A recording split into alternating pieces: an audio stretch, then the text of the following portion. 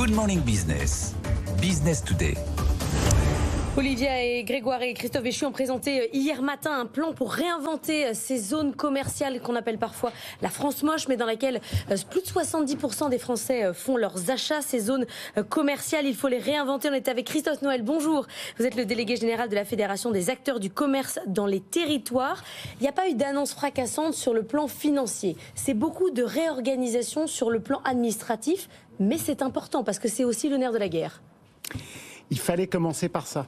Il y a longtemps qu'on imagine refaire la ville sur la ville, et en particulier depuis qu'on essaye d'économiser le foncier, limiter l'artificialisation. On ne peut pas s'étendre, donc là il y a du foncier qu'on peut mieux utiliser. Mieux utiliser. L'idée, c'est pas de remettre en cause la présence du commerce dans ces périphéries, pas du tout. Et comme vous le disiez, il est extrêmement utilisé, ce commerce, extrêmement performant. Économiquement, ça marche bien. Mais évidemment, il fallait simplifier le cadre administratif des projets un peu complexes qui mélangent les fonctions. En urbanisme, en France, pendant des décennies, on a juxtaposé les fonctions les unes à côté des autres. C'est une nouvelle logique qu'il faut avoir, celle de la densification, celle du rapprochement des fonctions, celle de la mixité. Et pour ça, logement, il fallait un cadre juridique. Centres commerciaux, peut-être industrie, logistique. Il y a beaucoup de besoins. Notre pays, il a besoin de pouvoir évoluer. Le commerce aussi, il a besoin de pouvoir évoluer. Mais il fallait un cadre réglementaire qui permette de faire ça. Assouplir, parce que c'est souvent trop long.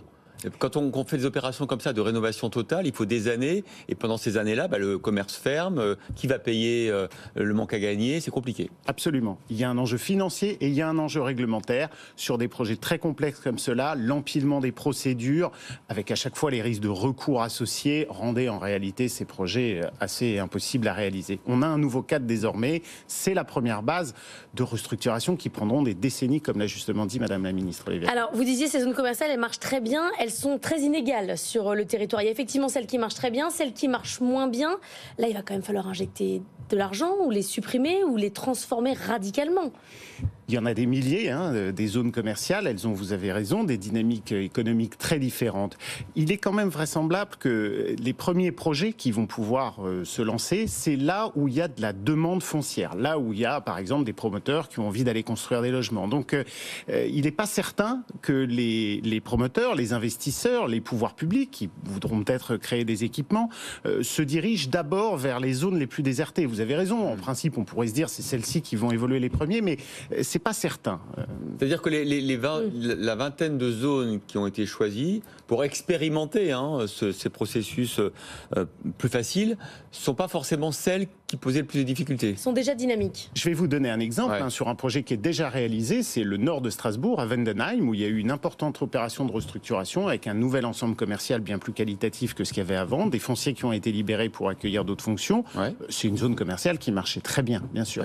Donc ça fait partie de l'équation économique. Ça veut dire que ça va être plus facile finalement. On commence par plus facile, non ? On commencera certainement là où il y aura des capitaux privés qui ont vocation à s'investir. Et je pense qu'il y aura besoin à un moment aussi que les pouvoirs publics mettent de l'argent sur la table, bien au-delà de ce qui a été annoncé hier. Hier, il s'agit d'annoncer en réalité des budgets pour faire des études de préfiguration, pour essayer d'imaginer ce que peuvent être ces futurs quartiers. Mais en revanche, c'est vrai que là où la demande foncière est moins importante, là où il y a moins d'appétence des investisseurs pour aller construire quoi que ce soit, eh bien, vraisemblablement, il faudra que ce soit la puissance publique qui vienne équilibrer des bilans d'aménagement. On entend sur ce plateau à quel point les promoteurs, eux, évidemment, sont d'accord. Ça fait un levier, évidemment, quand le foncier est très cher. Est-ce que la population va suivre? Lâcher son pavillon pour habiter au-dessus de chez Picard, c'est quand même un changement d'organisation de vie qui se profile.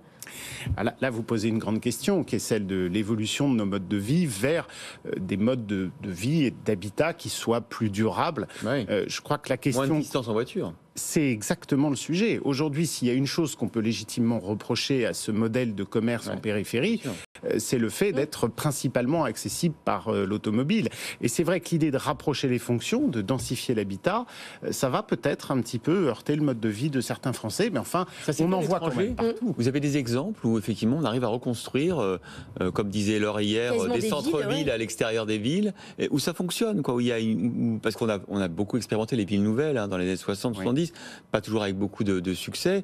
Là, vous y croyez à ce modèle-là ? Des projets d'urbanisme qui se font sur pour des friches, des réhabilitations de quartiers et autres. Les anglo-saxons, par exemple, sont spécialistes de ça. Ils sont très doués pour régénérer ça, la ville. Aussi, absolument.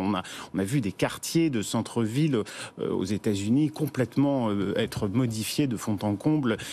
Oui, donc ce type de projet est possible, mais encore une fois, évidemment, ils sont facilités dès lors qu'il y a de la demande de mètres carrés, que ce soit pour faire du bureau, que ce soit pour faire du logement. Bon, c'est peut-être pas la période la plus propice où là on a des doutes sur l'immobilier. En tout cas, forcément, ça stagne un peu. On attend que les prix se stabilisent. On attend de savoir où va le marché. C'est peut-être pas le meilleur moment pour lancer ce type d'opération.